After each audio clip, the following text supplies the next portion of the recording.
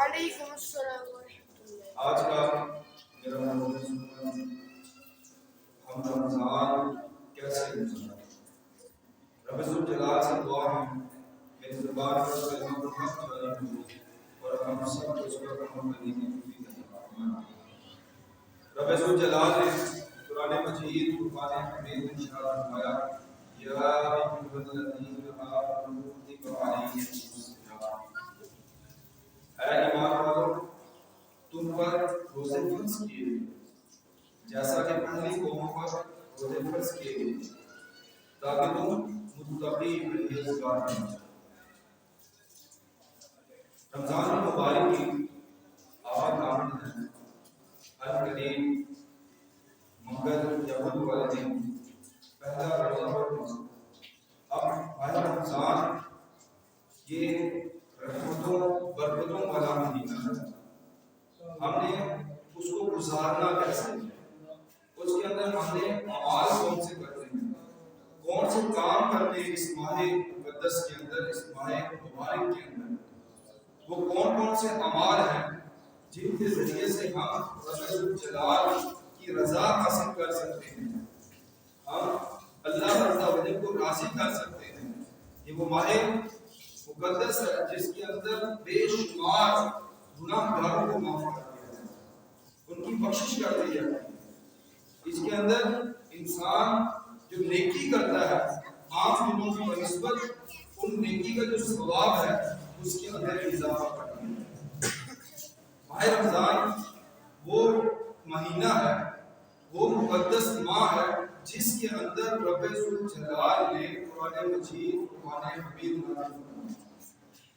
یہ وہ ماہ مقدس ہے جس کے اندر رب ذوالجلال نے قرآن مجید قرآن حمید کو نازل کیا۔ قرآن مجید قرآن حمید وہ کتاب جو امام الانبیاء صلی اللہ علیہ وآلہ وسلم کے قلب منیر پر نازل ہوئی، ہم اس کتاب کو قرآن مجید کے نام سے جانتے ہیں۔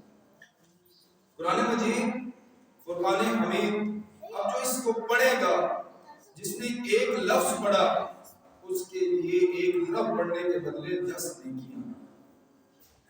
جیسے الف لام میم، کسی نے پڑھا الف لام میم، اب یہ ایک لفظ کے اندر 3 حرف ہیں. الف کے بدلے 10 نیکیاں، لام کے بدلے 10 نیکیاں، میم کے بدلے 10 نیکیاں. گویا کہ جس نے الف لام میم کو پڑھا اسے 30 نیکیاں ملتی ہیں. اور قرآن مجید فرقان حمید کو کثرت کے ساتھ اس ماہ کے اندر پڑھا گیا. ہمارا سب سے پہلا جو اس ماہ کے اندر کام ہے، جو ہم نے اس ماہ کے اندر کرنا ہے، وہ کثرت سے قرآن مجید فرقان حمید کی تلاوت کرنی ہے. امام الانبیاء صلی اللہ علیہ وآلہ وسلم نے ارشاد فرمایا خیرکم من تعلم القرآن وعلمہ، تم میں سے بہترین وہ شخص ہے جو خود قرآن سیکھے اور دوسروں کو سیکھے. ہم قرآن خود پڑھے بھی اور آگے دوسروں کو پڑھانے والے بھی. ہم خود قرآن سیکھے بھی اور آگے سکھانے والے بھی. ہم خود قرآن پر عمل کریں اور آگے دوسروں کی رہنمائی کرنے والے بھی. جو قرآن مجید فرقان حمید کو پڑھتا ہے، اب جس نے قرآن مجید فرقان حمید کو زبانی پڑھا اس کے لیے ایک نیکی، اور جس نے قرآن مجید فرقان حمید کو دیکھ کر پڑھا اس کے لیے 2 نیکی. ایک قرآن مجید فرقان حمید کو پڑھنے کی وجہ سے اور ایک قرآن مجید فرقان حمید کو دیکھنے کی وجہ سے. ایک پڑھنا اس کے بدلے ثواب، اور ایک قرآن مجید فرقان حمید کو دیکھنا اس کا بھی ثواب. جو قرآن مجید فرقان حمید کو چھوتا ہے اس کے لیے بھی ثواب ہے. گویا جس نے پڑھا، دیکھا، اسے چھوا، ہر عمل کے بدلے اس کے لیے نیکیاں ہی نیکیاں ہیں. اور جو قرآن مجید فرقان حمید پڑھتا ہے اس کے حلال کو حلال سمجھتا ہے، اس کے حرام کو حرام سمجھتا ہے. جو احکام بتائے گئے قرآن کے اندر اس احکام پر عمل کرتا ہے تو کل روز قیامت اس کو یہ شفاعت کرنے کا حق دیا جائے گا. اس کے اہل خانہ میں سے، اس کے گھر والوں میں سے، اس کے خاندان والوں میں سے وہ شخص جو حافظ قرآن ہے اور اس نے قرآن کے احکام پر عمل کیا، اس کے لیے یہ انعام و اکرام ہوگا کہ وہ اپنے اہل خانہ میں سے وہ 10 افراد جن کے اوپر جہنم واجب ہو چکی تھی، ان کے لیے جہنم لکھ دی گئی تھی، اب ان کی وہ سفارش کرے گا تو رب ذوالجلال حافظ قرآن کی اس سفارش کو قبول فرمائے. یہ قرآن پڑھنے والے ہیں. اور پھر رب ذوالجلال اس کو تاج، اس کو بھی تاج دیا جائے گا، اس کے والدین کو بھی تاج دیا جائے گا. اور قرآن پڑھنے والے سے کہا جائے گا کہ تم جنت میں داخل ہو جاؤ اور قرآن کو پڑھتے ہیں. جیسے جیسے وہ قرآن پڑھتا جائے گا جنت کے اندر اپنی منازل کو طے کرتا ہے. اور جہاں قرآن مجید فرقان حمید کو مکمل کرے گا وہی اس کا مقام ہوگا جنت. ہم نے کثرت کے ساتھ قرآن مجید فرقان حمید کو پڑھنا ہے. اس ماہ کے اندر قرآن مجید فرقان حمید نازل ہوا ہے. امام الانبیاء صلی اللہ علیہ وآلہ وسلم کو یہ انعام و اکرام ملا، اور ہمیں بھی چاہیے کہ ہم اس ماہ کے اندر قرآن مجید فرقان حمید کو کثرت سے پڑھیں. نبی پاک صلی اللہ علیہ وآلہ وسلم کے پاس حضرت جبرائیل علیہ السلام ماہ رمضان کے اندر تشریف لاتے تھے. امام الانبیاء صلی اللہ علیہ وآلہ وسلم کے ساتھ دور کرتے تھے. ماہ رمضان کے اندر حضرت جبرائیل علیہ السلام قرآن مجید فرقان حمید کو لانے والے نبی پاک صلی اللہ علیہ وآلہ وسلم پر قرآن نازل ہوا. حضرت جبرائیل علیہ السلام اور امام الانبیاء صلی اللہ علیہ وآلہ وسلم آپس میں ماہ رمضان میں دور فرمایا. قرآن مجید فرقان حمید کو پڑھنا اللہ کی رضا ہے. انسان کے اس دنیا کے اندر بھی انعام و اکرام ہے اور آخرت کے اندر بھی. حضرت عیسیٰ علیہ السلام ایک قبر کے پاس سے گزر رہے تھے. اس قبر کے اوپر عذاب نازل ہو رہا. جب واپس آئے اس قبر کے اوپر رحمتیں برکتیں نازل ہو رہی تھی. رب ذوالجلال کی بارگاہ میں عرض کی کہ یہ کیا معاملہ ہے. جب پہلے گزرے تو عذاب نازل ہو رہا تھا، جب واپس اس قبر کے پاس سے گزرے تو رحمتیں برکتیں نازل ہو رہی تھی. تو رب ذوالجلال کی طرف سے جو ندا آئی کہ یہ جو بندہ ہے جب یہ قریب المرض تھا، مرنے والا تھا، اس نے اپنی عورت کو حاملہ تھی، اس کو چھوڑا اور نصیحت کی تھی. جب بچہ پیدا ہو تو اس کو دین کی تعلیم دی. اب بچہ سمجھ بوجھ والا ہوا تو ماں نے اسے مدرسے میں داخل کر دیا. اب استاد صاحب اسے بسم اللہ الرحمن الرحیم پڑھا رہے ہیں. تو رب ذوالجلال نے ارشاد فرمایا اس صاحب قبر کا جو بچہ ہے جس کو ابھی بسم اللہ الرحمن الرحیم کی وہ ابتدا کر رہا ہے اور اس کی زبان سے وہ کلمات ابھی درست لفظ کے ساتھ بھی ادا نہیں ہو رہے، اس نے ننھی سی زبان سے مجھے رحمان اور رحیم کہا. اس کے رحمان اور رحیم کہنے کی وجہ سے اس کے باپ پر جو عذاب نازل ہو رہا تھا اس عذاب کو میں نے رحمت میں تبدیل کر دیا. ہم خود قرآن مجید قرآن حمید پڑھیں اور آگے اپنی نسل کو بھی پڑھانے کی کوشش کریں. اور نمبر 2 جو کام کرنا ہے وہ ہم نے اپنے گناہوں سے توبہ کرنا. جو ہمارا وقت گزر گیا اس کے اندر ہمارے سے جو غلطی کوتاہی سرزد ہوئی ہم نے رب ذوالجلال کی بارگاہ کے اندر وہ توبہ کرنی ہے. اور انسان جب توبہ کرتا ہے تو گویا ایسا ہو جاتا ہے اس توبہ کے بعد اس نے کوئی گناہ کیا ہی نہ ہو. اور رب ذوالجلال توبہ کرنے والے کو پسند کرتا ہے. حضرت فضیل بن عیاض جب آپ نے توبہ کی تھی، جب انسان توبہ کرے تو توبہ کے بعد اس کے اعمال بھی تبدیل ہو جانے چاہیے تھے. حضرت فضیل بن عیاض جب آپ نے توبہ کی، توبہ کے بعد آپ بیان کرتے ہیں کہ توبہ سے پہلے میں کبھی کبھی جمعہ پڑھا کرتا تھا، چھپ کر جمعہ پڑھا کرتا تھا. اور جب میں نے توبہ کر لی تو نماز کی بھی پابندی کی اور جو احکام ہیں ان کی پابندی کی. اب جب میں نے توبہ کر لی، جو لوگوں کا مال لوٹا تھا، جو میں نے ان سے مال چھینا تھا، ان کا مال میں نے واپس کیا. جو ان کے حقوق تھے جن کو ادا نہ کر سکا ان سے معاف کرا، اور جنہوں نے معاف نہ کیا ان کی میں خدمت کرتا.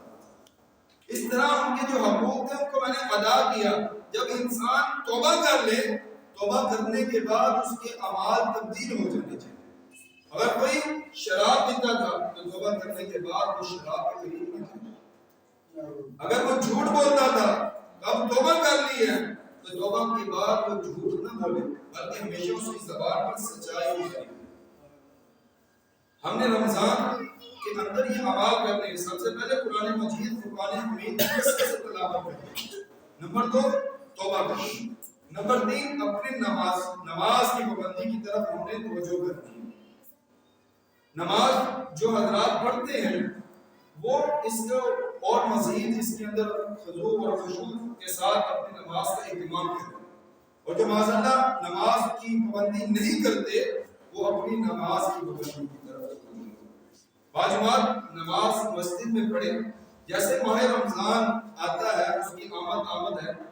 ماہ رمضان کے پہلے دن ہماری مساجد کے اندر جو گنجائش ہوتی ہے وہ کم ہو جاتی ہے، لوگ زیادہ ہو جاتے ہیں اور جو جگہ وہ کم ہو جاتی ہے.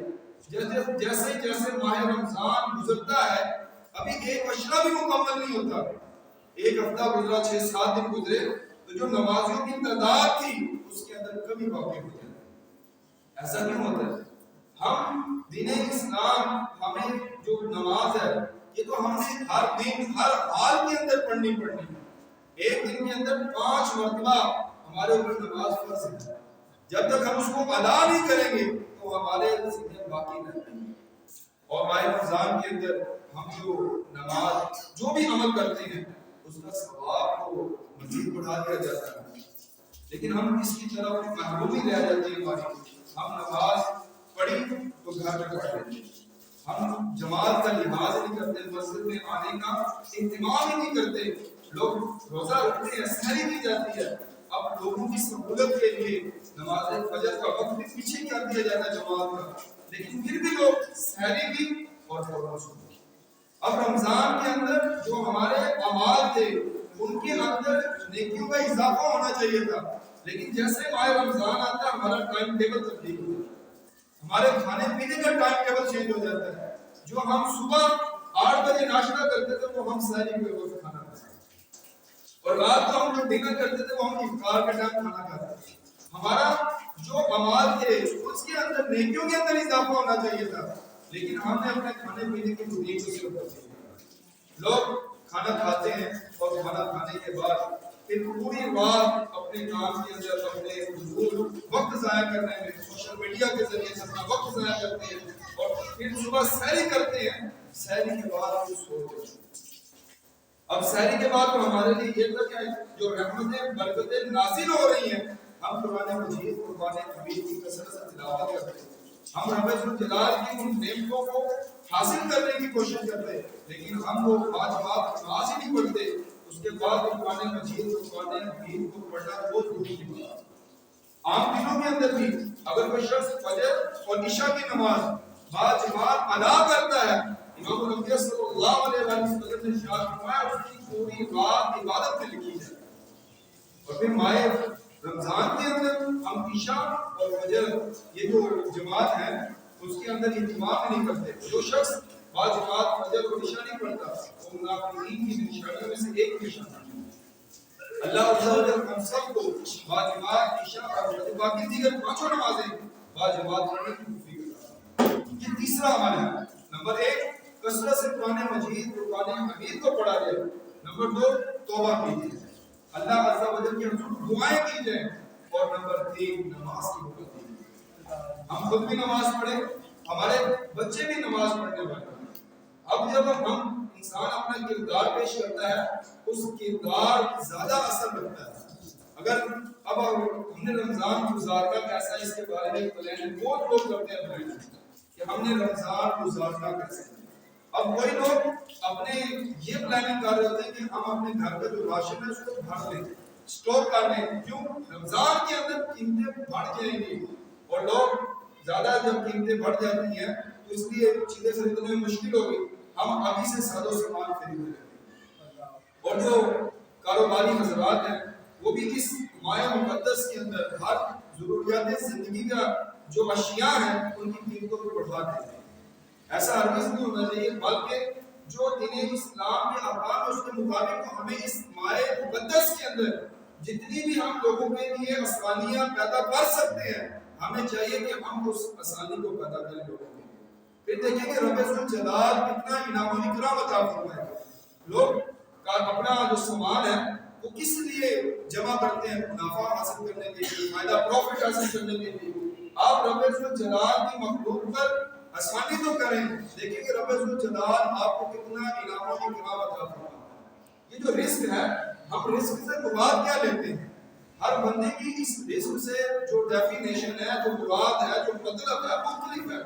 رزق سے مراد یہ ہے کہ انسان روٹی کھائے اس کا پیٹ بھر جائے، لیکن ہم اس کا مطلب کیا لیتے ہیں؟ اس کا میننگ ہمارے اس معاشرے کے اندر کیا استعمال کیا جاتا ہے؟ آپ کسی سے پوچھیں اس کے پاس معلوم پتا اتنا ہے کہ وہ اچھی طریقے سے کھانا کھا کر سوتا ہے، لیکن پھر بھی وہ شکوہ شکایت کرے گا کہ مال کے اندر کمی ہے. کیوں کمی ہے؟ اس کے پاس گاڑی نہیں ہے. پھر دیکھیں گے کیوں شکوہ شکایت کی جائے گی، کیوں اس کے پاس بگلا نہیں ہے، اس کے پاس کوٹھی نہیں ہے. اس طرح دنیا کی چیزیں جب تک اس کے پاس موجود نہیں ہے تو پھر وہ اپنے رزق کے اندر کمی کی شکایت کرتا ہے.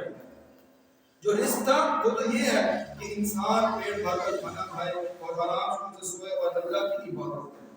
اور رمضان کے اندر یہ بھی دیکھا جاتا ہے کہ مریض بڑھ جاتے ہیں.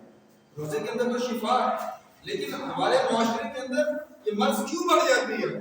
ہم نے کبھی اس کی طرف توجہ نہیں دی.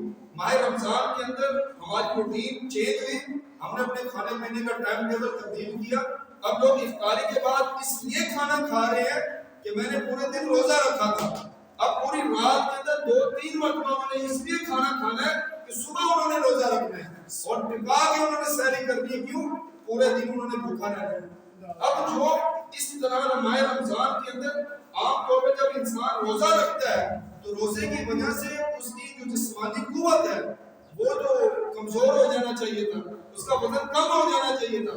لیکن ماہ رمضان آتا ہے تو لوگوں کا وزن بڑھ جاتا ہے اور ڈاکٹروں کے پاس مریضوں کا رش بھی بڑھ جاتا ہے. وہ اسی وجہ سے ہوتا ہے کہ ہم یہ کھانے پینے کی جو روٹین ہے ہم صرف ماہ رمضان کا ہمارا جو مقصد مان چکے کھانا پینا. اور ہمیں جو کھانے پینے والے جو ریسٹورنٹ ہیں، دکانیں ہیں، وہ بھی یہی آفر کرتی ہیں.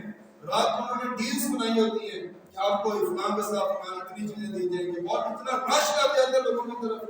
یہ رات عبادت میں گزارنے کے لیے تھی، لیکن ہم وہ کھانے پینے میں گزار رہے ہیں. اور جب دوست احباب اکٹھے ہوتے ہیں تو پھر بھی یہی دو باتیں ہو رہی ہوتی ہیں کہ آج ہم رات کو کس جگہ پر کھانے کے لیے جائیں گے، کیا کھائیں گے. عبادت کرنے کی طرف توجہ ہی نہیں ہماری. جو ہمارا مقصد حیات تھا، جو ہمیں روزہ ہمارے اوپر فرض کیا گیا، اس کا جو مقصد تھا روزہ ہے. روزے کا مطلب کیا ہے؟ رکنا. اس کا میننگ رکنا ہے، اپنے آپ کو روکنا ہے. انسان کے سامنے حلال اشیاء موجود ہیں، کھا بھی سکتا ہے، قوت بھی ہے، طاقت بھی ہے، لیکن کیوں رک جاتا ہے؟ اللہ عز و جل کے فرمان کے بنا. انسان سحر سے لے کر افطار تک نہیں کھا سکتا.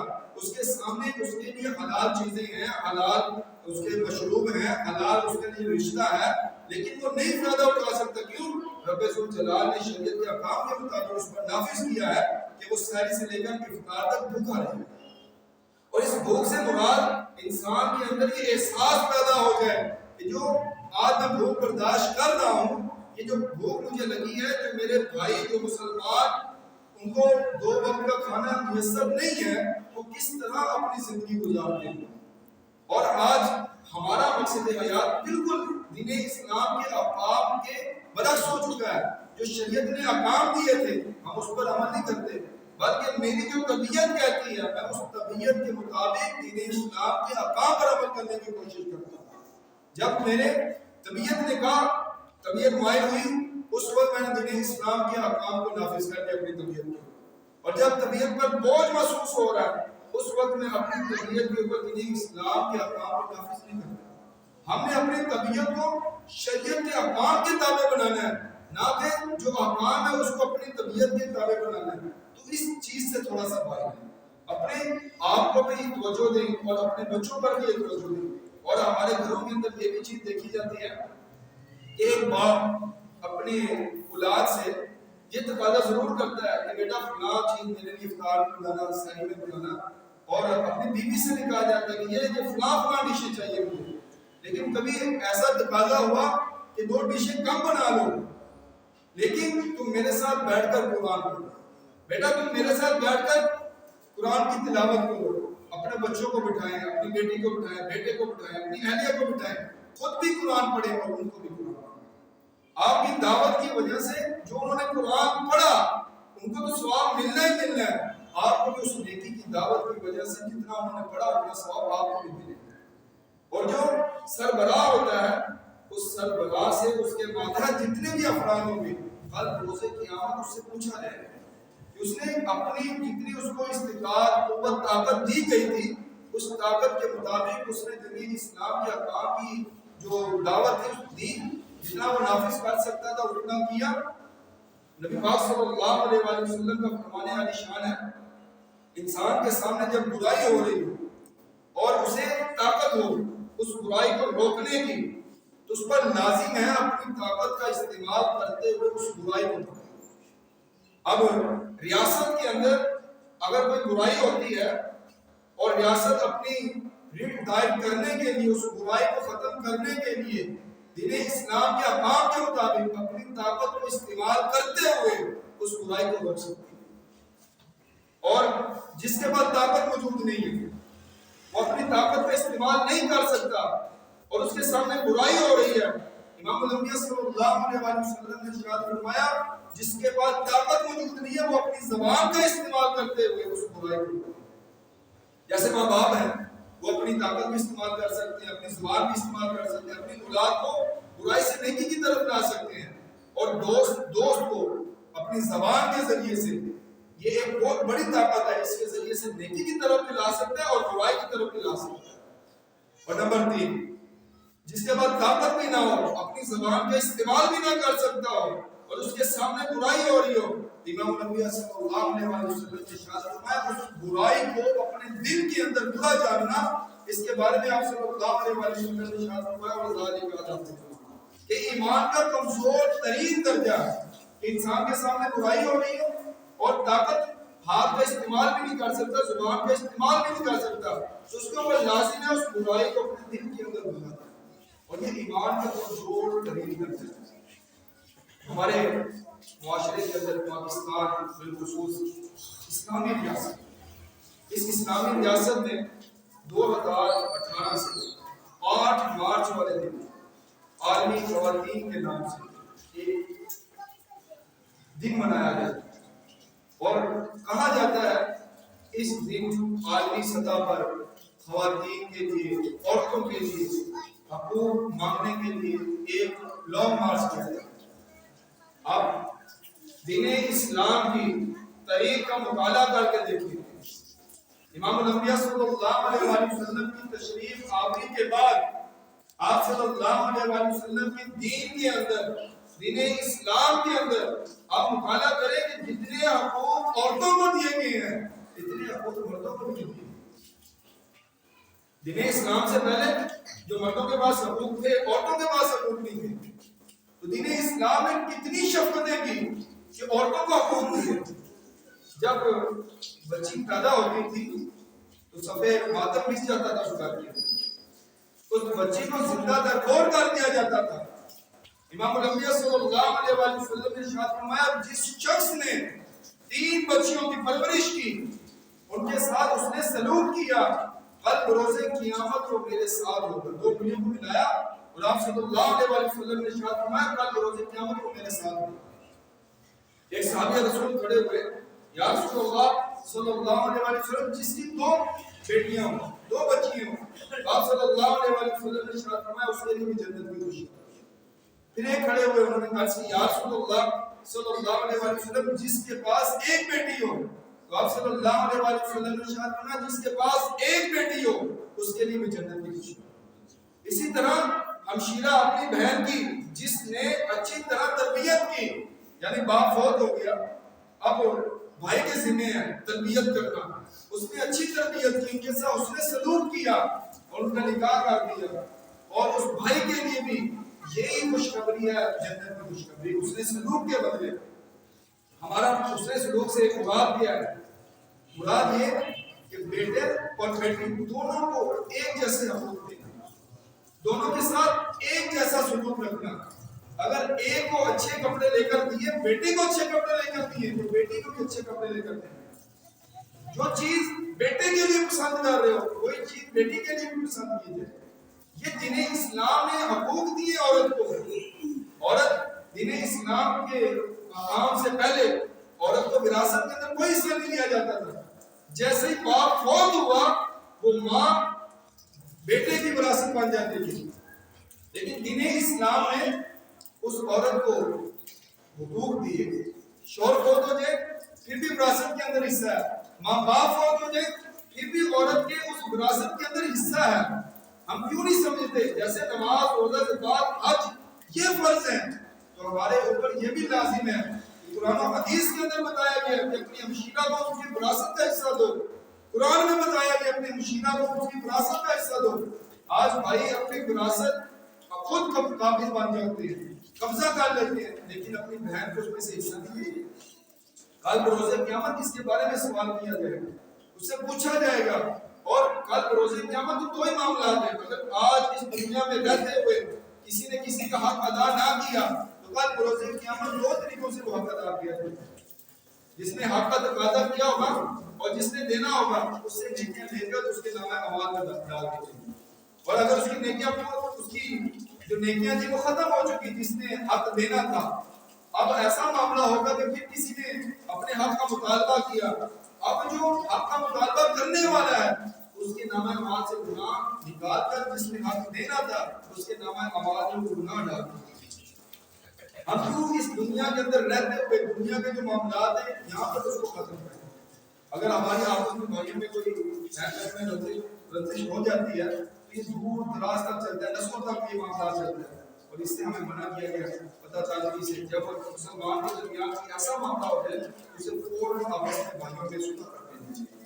اور یہ مسئلہ سوال فرمائیں، حیا دین سے ہے، اور جب حیا ختم ہو جاتی ہے، کل 8 مارچ ہے تو آپ آج 8 مارچ ہے، تو آپ نے خود بھی اس پر عمل کرنا ہے اور یہ پیغام آگے بھی پہنچانا ہے۔ 8 مارچ عالمی سطح پر خواتین کے حقوق کے لیے منایا جاتا ہے، تو یہ دیکھیں کہ دین اسلام نے عورت کو کتنے حقوق دیے۔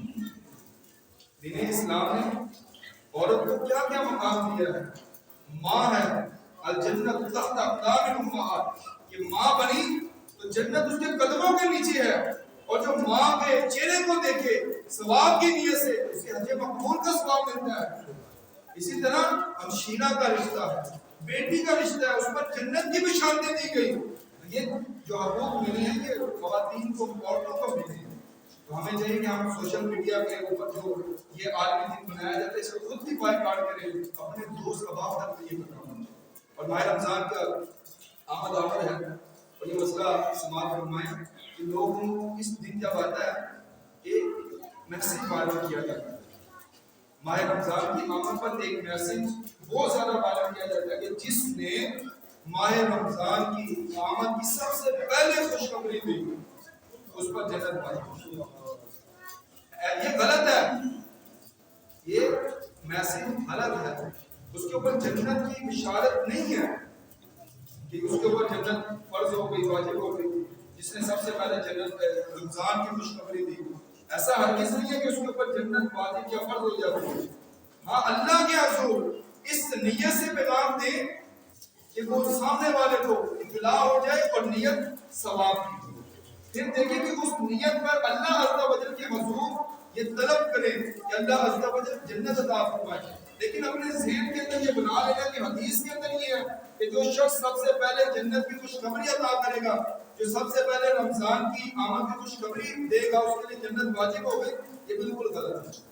اور ایسا اگر کوئی کرتا ہے اس کے بارے میں امام نبی صلی اللہ علیہ وسلم نے ارشاد فرمایا جس نے مجھ پر تہمت باندھا، یعنی من گھڑت کی حدیث کی نسبت امام نبی صلی اللہ علیہ وسلم کی طرف کی، اس کا جو ٹھکانہ ہے وہ جہنم ہے۔ تو ہمیں ایسے میسج سے بھی بچنا چاہیے اور ایسے دنوں سے بچنا چاہیے جو دین اسلام کے خلاف ہیں۔ ہمیں شریعت نے پیدائش سے لے کر وفات تک تمام فرائض کی ہماری رہنمائی فرمائی ہے۔ رب ذوالجلال سے دعا ہے جو بیان کر کے خدائی ہو گئی، نبی پاک صلی اللہ علیہ وسلم کے صدقہ